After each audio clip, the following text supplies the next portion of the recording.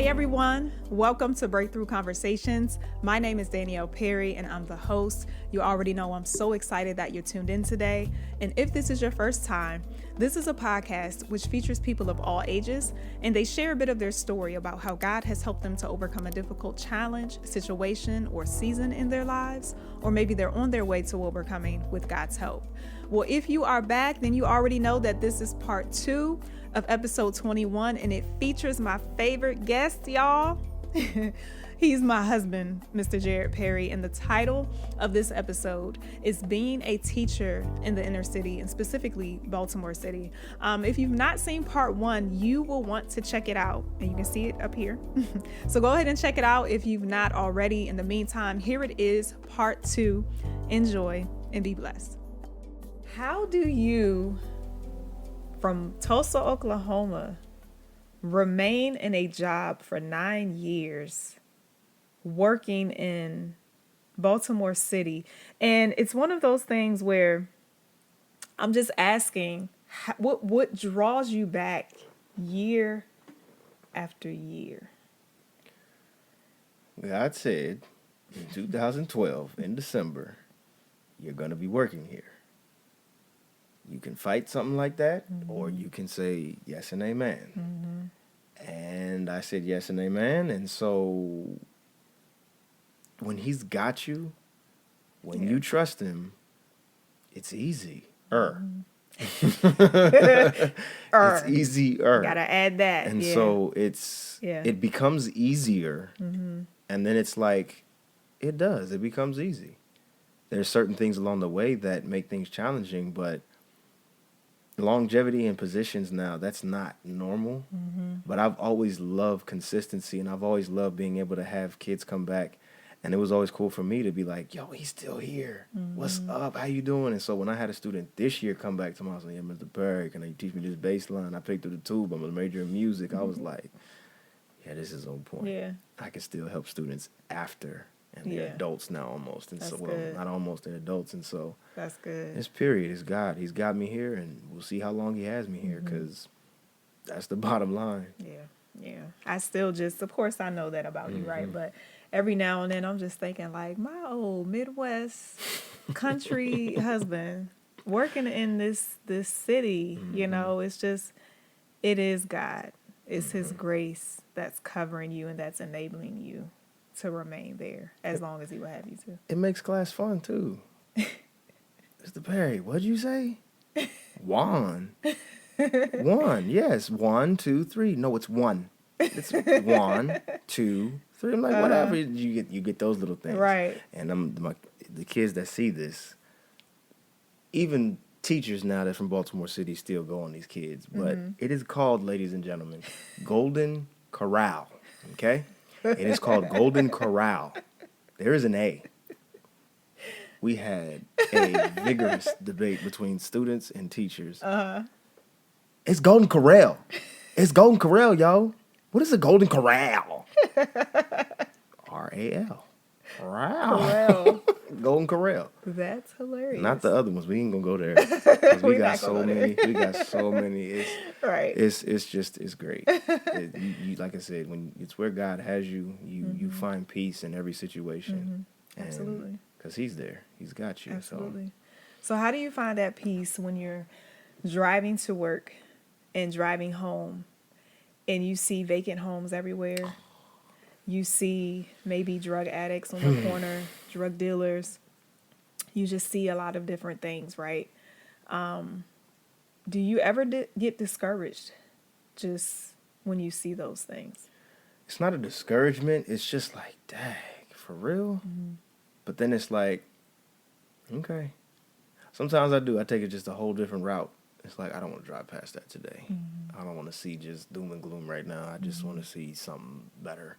So you might take a different route, but it's Baltimore City. There's row homes all over the place. Yeah. Some vacant. But when you see a tree growing in a row home and it is past the height of the building, it's been vacant for at least a decade. And it's just like, why has nothing been done about it? And so you kind of understand why kids are numb at some points to everything around them because they've seen nothing else. It's another reason why I'm glad God put me here, because they can see someone from a totally different place, encouraging them, go to school out of state. You don't have to stay down the street. Yeah. Especially when some kids have never been to D.C. Yeah. Some kids never been to the west side of Baltimore. They live on the east. Never been to the east side, live on the west. Yeah.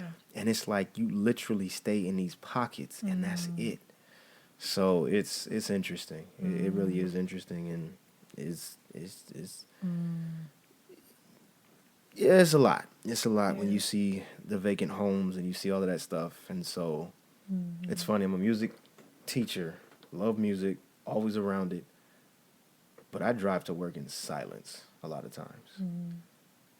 Drive out of my house to thank you, God, for this day. Just thanking and just praying for the day, praying for peace, praying for coworkers, praying for students, praying for administration, because I have no idea what the devil is tempting people with today.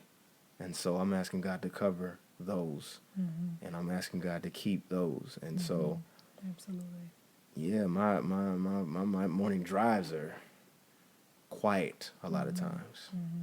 When I put music on, it must have been like a good day, or I just needed something else to distract me from the day or something. But yeah, a lot of times driving is silent. Yeah. So how do you speak well of inner city schools, the students? How do you speak well of these things, especially when you hear, coworkers who may be speaking negativity and Fox 45 News, and they're saying all these negative things about the school system? How do you speak well of it all? It's easy. It's very easy. Spend a little bit of time in a school. Spend a little bit of time with a student that is deemed a nuisance, deemed that, and you're going to see, I haven't met a student yet that just wanted to be bad. That might have been the persona. That might have been some of the stuff that come out of their mouths. But when there's some other quiet conversations, off the record, off the book, privately, you see all kinds of, I want to do better, but I can't. Oh, you just haven't seen, you haven't been allowed the opportunity to live something different. I'll never forget, big kid, in tears, got a D, phenomenal playing his instrument. I don't know what to do, Mr. Perry. I'm trying to do better. Felt like, remember the Titans, if you don't do well, it's not because you couldn't. Bring me your test scores at the end of the week. Break this. Let's go over this stuff. Brought the grade up. Mr. Perry, I got a B. Because you can do it. Yeah. It's just like, I'm a music teacher. What am I doing with history? What am I doing with such and such? Because it's kind of just needed. And if it's needed, thank you for your flexibility. Because that's one thing that, oh my Lord, if I didn't have peace at home, no, this would be a whole nother story. But because I got that peace at home, it's like I'm thinking about, I'm going to stay late today because this kid needs it. Hey, sweetheart, looks like it's a 7:30 day. You with a student? I got you. I'm going to eat dinner. Exactly. Please go ahead. Don't wait. So you see the situation where if that student had failed and this student would have been taken out of stuff and he would have been a statistic, you could see, because he also had some anger stuff that was suppressed because he put a student on the table once. I was terrified for the student. And it was just like it was an eruption that was, you don't want to mess with him. Right. But it was just, all right, where do we go from here? And so you see that time and time again. It hurts you when you're on the way to breakthrough with a student. Yeah. And then they get suspended, transferred out. There was something that was a trigger. And then you think about that new teacher that rubbed them the wrong way. And then you just didn't know how to deal with them. And I was that teacher. There were some students with me, I didn't know how to do that yet. Right. And it was just like, no, you're going to sit down. Who you think you talking to? This is my classroom. And this one, slow down. It's not a power struggle. When you realize that it's not a power struggle in your classroom, you've got too many avenues and different things to do. Yeah, it may not work day one. You may send a kid to the office and he's back in 15 minutes. Yeah, now what? Okay, what's the next step? What's the next step? Because a lot of times teachers aren't able to, they're not able to have the longevity to allow paperwork to have its due course, because some principals will put in a report, they got to send it, and then they got to get it back. But in the process, where's that student? Still in your classroom. So you've got to deal with that. And so it's a process. You got to keep your documentation. You got to make your parent contact. You got to show you've done your due diligence. And then at the same time, some kids, they shouldn't be at the school. Yeah. They do need more restrictive environments. They do need more structures in place that you can't afford. And so you need to get those kids to the help, because they're going to do nothing but now distract other kids and get other kids thinking this is okay. Right. And so there's a balance in all of that. You don't just throw kids out. So Yeah, absolutely. Absolutely. What do you love about teaching? the cornball answer. Oh, the light bulb when the student finally gets it. No. That moment is so real, though. Like, when you are teaching a student something and then all of a sudden it begins to click, you can't help but love that. Now, for me as a music teacher, it's doubly wonderful for me because a math teacher, it's like, you get it? Great. Now go and be a great individual. For me, I'm like, you get the scale now. Good. Now play this music. Now we can play this. Now it's like now we feed off of each other. So it's a little different for me because now that you understand the material, now you and I can create. That's and now we can take this to a whole nother level together. And so it's totally different for me as a music teacher. I get it. And so that aha moment and those moments where they starting to play scales by themselves, they starting to understand the formulas, because I introduce my students to all type of college level stuff. Yeah, these are intervals, maybe not college level, but these are intervals. These are scale degrees. When I call out 1, I want you to play that. When I call out 6, I want you to play that, and that's the minor. And so a lot of my students will get that, and I got a compliment from a high school teacher because my students were coming back at their open house talking about no, I don't play the drums. I'm a percussionist. They was like, man, I need your kids here. And so all of that stuff is just great about teaching. Yeah. And one that I found in more recent years is encouraging younger teachers that you're doing well, and just like me, you need to make a few adjustments, but you're doing well. Because when you have 1 or 2 things going wrong in the classroom, but they're kind of taking up a lot of time, you feel like you're not doing anything right. It's not true. Make this adjustment, and this procedure in place over here is going to run much more smoothly. So it's all of that. It's seeing staff grow. It's seeing the students grow. And I love music, so the performances are just, anybody who has worked with me knows the performance is just, it's fun. Yeah. It's just a lot of fun. You've created something, you've worked on something, you present it, and now you got the audience going crazy. It's just fun. It's fun for everybody. And it's fun as a person in the audience. I remember when you guys performed at, what's the place that y'all normally perform around Christmas? The Monument Lighting. Yeah, the Monument Lighting. And it was my birthday, and you gave me a shout out. You didn't know where I was, but there was a lot of people there. And after you did it, the people I was like, I'm his wife. I'm his wife. They were like, oh, she's his wife. Because I was just such a proud wife. First of all, you gave me a shout out, and I appreciated that. But then I was like, that's my husband up there. He's making great music, and he's having fun with the students. So I was just, hey, I'm who we talking about. That's awesome. I loved it. That's I loved awesome. it. So, have you ever encountered God in your classroom?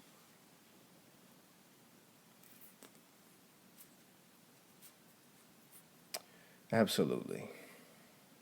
Absolutely. As I said before, I don't hide my faith. I don't shy away from sharing what I believe when I'm asked.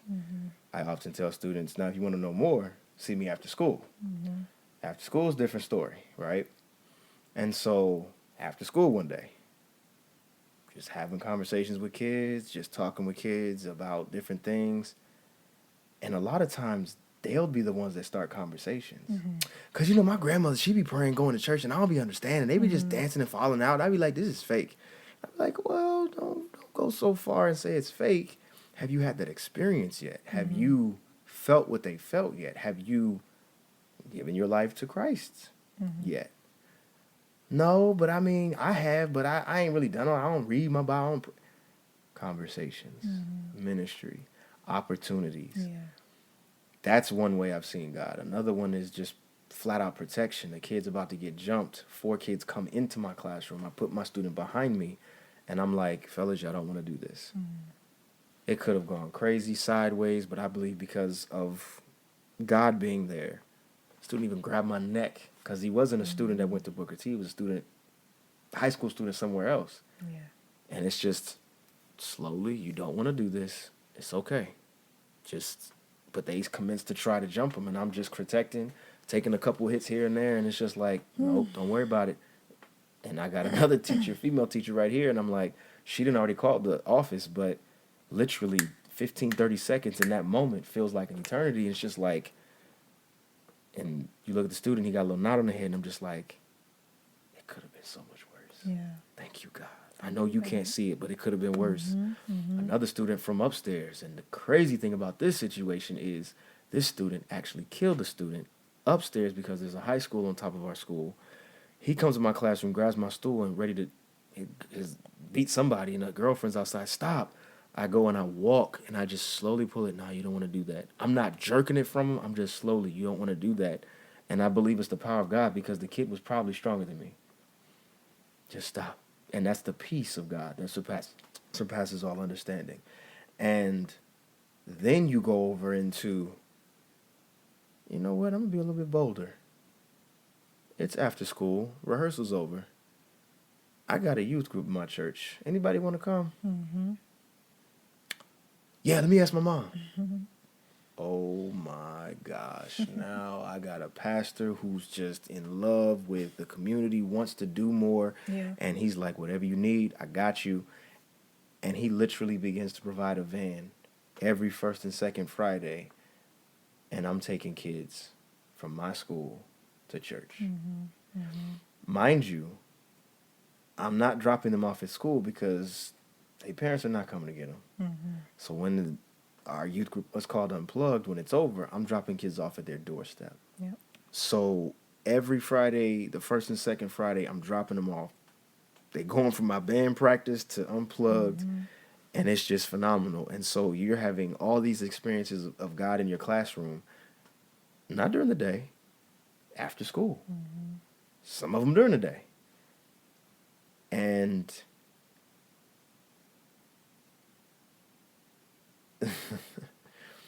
trying to watch my words, you know, and just share what I should share. You deal with situations where kids now have bullets flying over them and they come to school and they don't want to talk about anything, they don't want to do anything. How dare I try to force a music lesson playing on them? Yeah. So I got this check-in system, thumbs up, sideways, or down. How we doing today? What's going on? If your thumb is down, you want to share. Yeah, go ahead. Mr. Perry, I didn't get any sleep last night. I don't know. I just stare up at the sky. And in that moment, I'm just praying. At times, not every single time, but I'm praying at times. God, give him rest, give him sleep, give him this. Yeah, I wasn't at home last night. Kid's not smelling good. I haven't been home. I haven't been this. And you just are able to pray over your students, pray for your students, and then there's those times where the student is like, yeah, Mr. Perry, I'm a Christian. My mom is, when the student says they're a Christian and their mom is praying, going to church, there's no holds bar at that point. Right. For me. Right. You said you're a Christian, your mom a Christian, okay. Right. I'm talking to you and I'm talking to your mama. And as soon as I get on the phone, ma'am, I'm praying for him. We share that. Yeah. Some people share yoga. Some people share X, Y, and Z. We share the same belief. We gonna stick in this together. Right. And I'm gonna share and be this with other people so that you can come to understand God like I know him. Yeah. Because they're dealing with a lot. It's dealing with a lot, and there's just confusion out here all over the place. So yeah. When they began to just take interest in wanting to come to the youth ministry, I had already met some of your students, but to see them in the place of worship, right, in that environment, it was like, wow, okay, Yeah. God, what do you want to do here? Mm-hmm. Eventually, it got to some of them giving their lives to Christ. Never forget it. Your birthday. My birthday, Something and about your birthday. I know, right? Ain't it What's right? gonna happen this year? You look.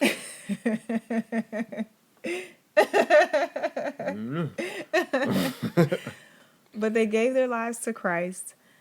Shortly after, some of them were baptized. Mm-hmm. And I think about even when they, went up into the baptism pool. Is that how you say it? Mm-hmm. Some of them were crying Yeah. before they even reached the pool. Some of them came out of the water in tears. It's like these are students. At this point, I think they were freshmen and sophomores in high school. Some of them were still at your school as well. Mm-hmm. But you had seen them matriculate through their middle school years with you, and now they're in the beginning Right. stages of high school. And it's like, wow, God, Mm-hmm. what if you didn't stick with it? Once again, Right. I'm going back to that. Right. What if you said, nope, Right. I'm done? Where would some of them be right now? And that's the reality of the responsibility we have as believers. Your life is not your own. Mm-hmm. You have surrendered it to God and said, I'm going to let you take the wheel and drive. Yeah.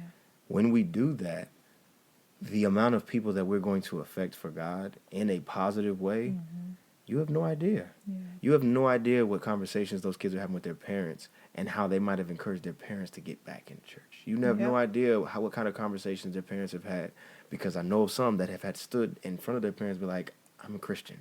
I don't follow that. And you look at that in middle school, in early high school, and say, you said that to your parents. Mm-hmm. Jesus said it. I have come to divide mother and daughter, That's right. father and son. That's right. Because if you're going to, and it's not just daughters against mothers, it's mothers might have to say, well, if you believe that, I got to leave you to God now. Mm-hmm. Daughters might say, Mom, if you want to continue believing that, I got to leave you to God now. Yeah. These are things that we got to talk about. Yep. It's not going to be easy being a follower of Jesus Christ, but it's going to be the best decision you ever made. That's right. And that comes from a place of faith, being able to say that emphatically. That's right. But it also is going to come from a place of experience.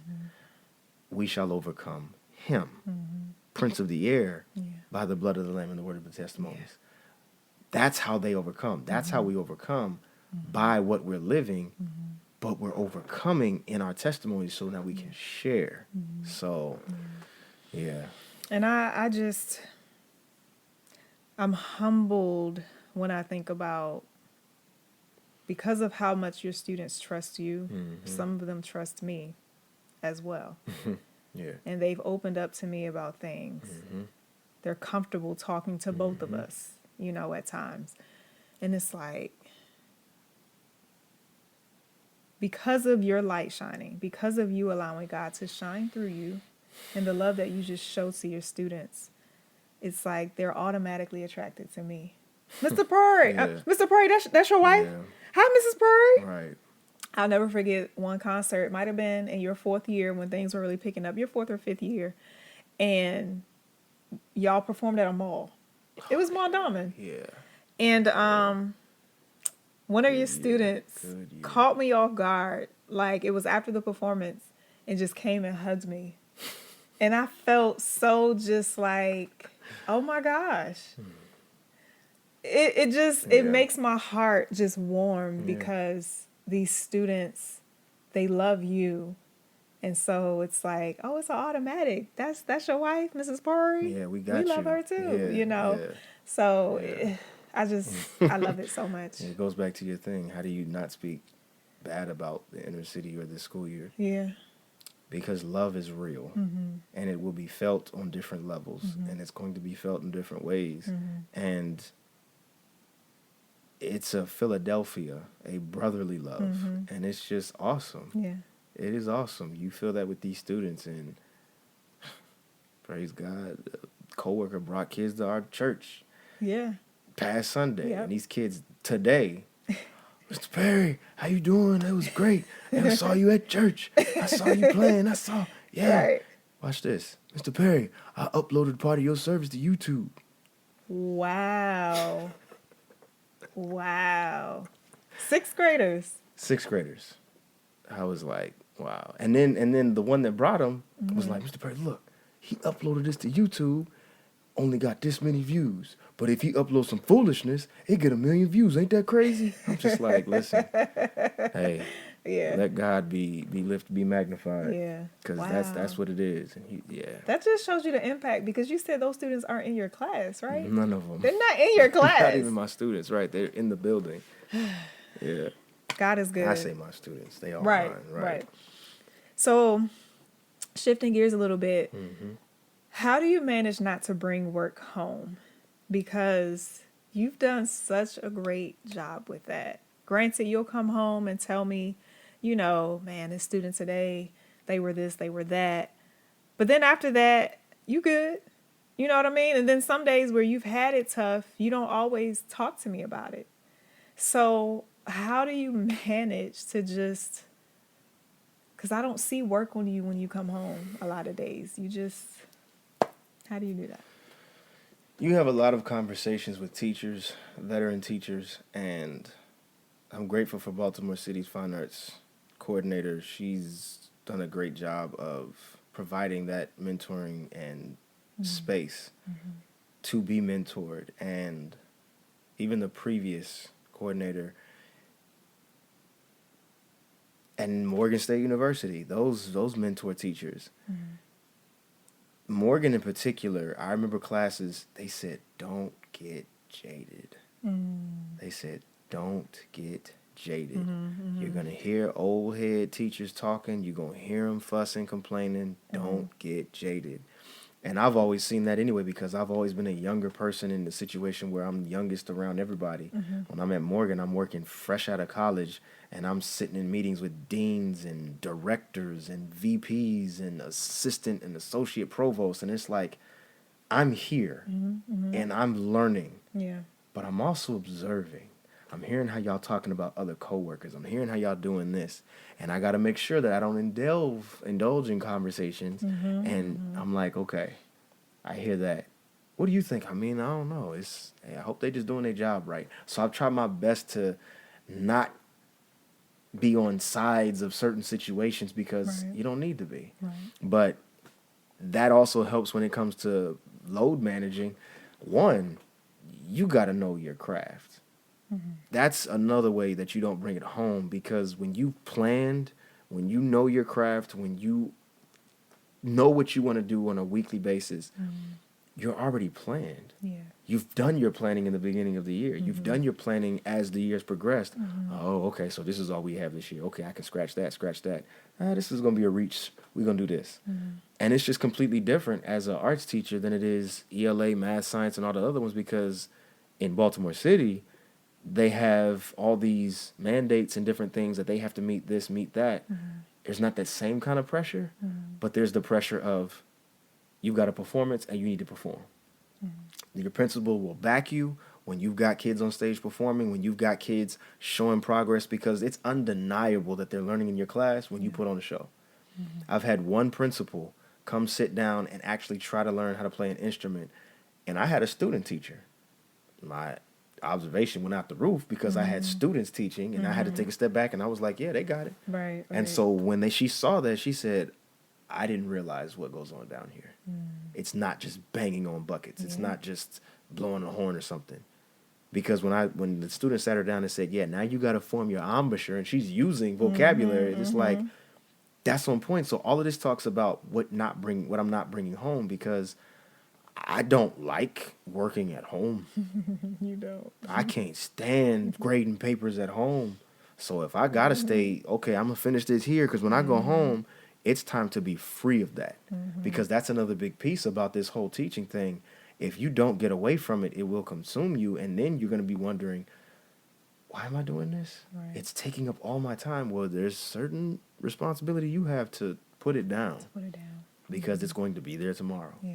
And when I accepted that, everything's not going to get done. And you know what? My lesson wasn't that great today. That's why reflecting is a big part in education. Reflect on your practice. I got to do better with that. But reflecting on your practice is huge. And that's how you also not to manage bring work home. But some folks, you kind of can't get away from it because of your demand. Right. But you set that block then. I'm working from here to here, but this is family. Yeah. Because it's not that I don't bring work home. I just try my best not to bring it home. So, and more so what I mean by bringing work home is just the weight of it all. That's what I mean, really. I got you. I got you. Yeah. So talk to us about your growth as a teacher throughout the years. What area do you think you've grown in the most? Shoot, I'm the same. Let me stop. Yeah, okay. My lesson planning has gotten so much better. I crack up when I hear my mom, year like 6 or 7, she says, Jed, I didn't know how you was going to do that teaching thing. Thanks, Mom. 6 years later. Because I was like, how you going to write lesson plans every day? I don't see you doing that. I'm like, what you know about lesson planning every day? And she was just like, yeah, because you're so spontaneous. And I'm like, well, that's the thing about my lesson plans. I get to be so spontaneous with everything. I get to be different. And then the curriculum allows me to be, okay, now we're working on this. And even if we have a piece of music that we're working on for a month, 2 months, I'm not working on the same thing. Today I'm working on 1 through 8. Tomorrow I'm working on dynamics. The next week I'm working on, 1 through 16. Now do you see how it connects? Oh, did you see 1 through 8 is the same as 24 through 32? Now you see, that's how it's going to work sometimes. You're going to see things. I chose no. God put me, and I accepted and chose to follow, and it just made it that much easier. Yeah. So my growth has definitely been in lesson planning. Yeah. I'm still working on delegating. Okay. That was going to be my next question. What are you working on? Okay. Releasing responsibility.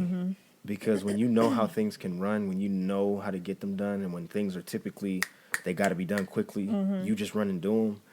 You got to learn that, like, I shouldn't be the only one that knows how to work the lights in the auditorium. Yeah. But it's something simple that I can show somebody. I just got to stop and do it. Check this out. This is how you do this. This is how you do that. It's funny. One of the kids that came to the church Sunday, he's like, Mr. Perry, can I help? I wanna see how to set this stuff up. I was like, yeah, cool. So you do this. And he was like, hi, y'all. See, that's why I don't show nobody nothing. Your little knuckleheaded self when it's serious. Go sit down somewhere. You don't want to help. You want to be nosy, see what I'm doing. But nah, it's funny though. So I definitely got to work on delegating still. And those still young ladies, Miss Kay, Miss Belinda, they were like, Mr. Perry, you ran from the back of the stage to the balcony about 4 or 5 times. What do you need? Give me your keys, go stay over there. And it was just like, I appreciate that. Because I was. And it was just like, that's too much. Yeah, it's too much. That's too much. It's too much. But the problem is, when you do it and it's successful, then it's like, well, is it too much? It worked. Is it too much? I'm getting it done. Yeah, it's too much. It's too much on you. Yeah. Because at some point, burnout is real. It's going to happen. It is real. So, yeah. And I'm glad you're learning that about yourself. Burnout happens if you allow it. Okay. That's one thing I do with my arts team every year. We have a burnout survey at the beginning of the year, not beginning, but mid, like October, November. How are you feeling? Take the little burnout survey so we can talk. Okay, sometimes you don't recognize it. My numbers shift sometimes. Each year is different. It's not like I'm always even killed. Some years, I can tell. This year is a little stressful. But then you learn how to just talk through things. And so burnout happens when you take on too much consistently. I release by that point. So I got to learn how to delegate sooner. It don't mean that I don't. I got to delegate sooner. Yeah. So, burnout's not going to happen. I rebuke that. You. I do. You do. So keep praying. I am. So do you see yourself remaining in the career of teaching long term? That pension looks nice. that retirement stuff, it looked real nice. So at the end of the day, God's got us. So I'm like, God, what do you say? Because I'm the type, if he says leave, I'm leaving. It's going to be hard, but I got to go. He's got something else. Yeah.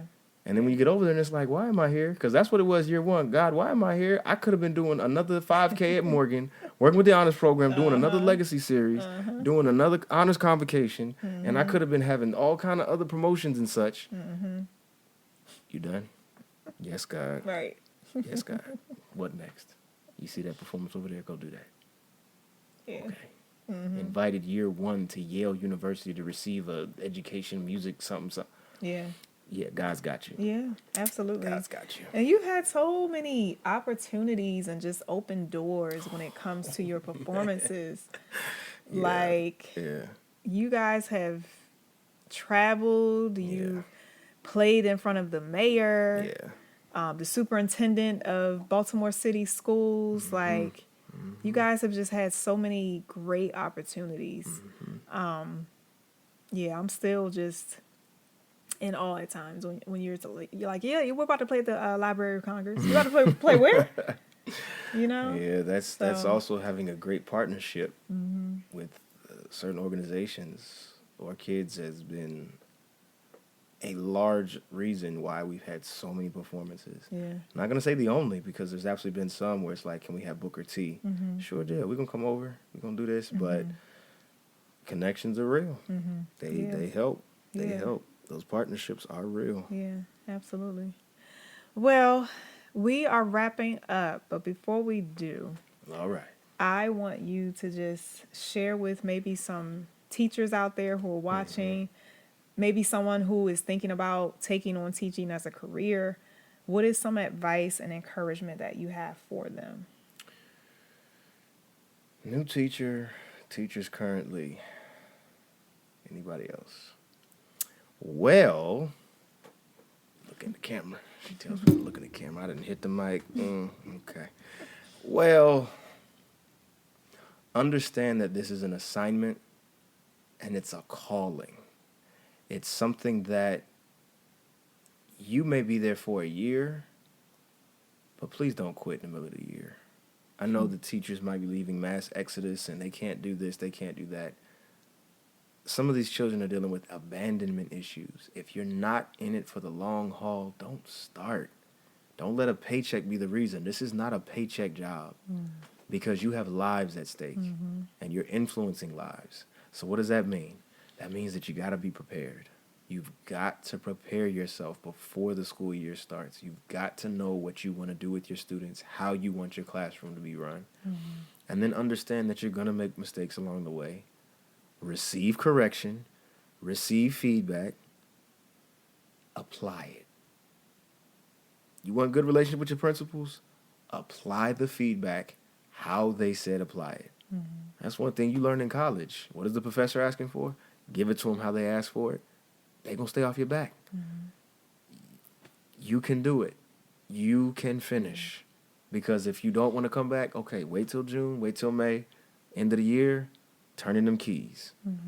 Then you've got a summer, because most of them 12-month employees still getting paid over the summer. You still got that time. If you did in 10 months, okay, go find another job. But this is just it's a privilege to teach children that you don't know, that you're going to see for the rest of that year. And they're going to know you for the rest of their lives. You'll probably forget a lot of students, but a lot of kids will remember you when you've made an impact.